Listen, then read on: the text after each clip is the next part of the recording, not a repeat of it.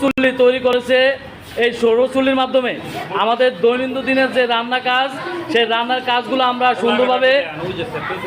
সুন্দরভাবে কমপ্লিট করতে পারবো।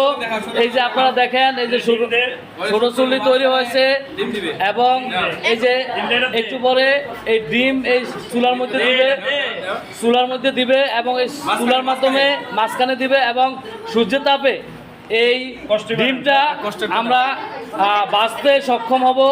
এই যে এখানে আমাদের ছেলেরা এবং মেয়েরা সবাই এখানে অংশগ্রহণ করেছেন এবং সবাই তাদের কাজগুলা খুব নিখুঁতভাবে করেছেন। আমি এই আজকের এই সৌরচুল্লির যারা দায়িত্বে আছেন, আমাদের ইমরুল স্যার এবং আমাদের আরিফ স্যার, ওনাদের মুখ থেকে আমরা এই সৌরচুল্লি সম্পর্কে একটু জানবো।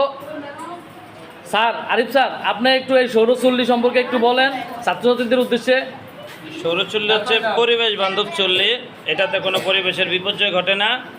আমরা বর্তমান সরকারের নতুন যে কারিকুলাম, দক্ষতা ভিত্তিক, এই কারিকুলামে আমরা প্রাকৃতিক বিভিন্ন সম্পদ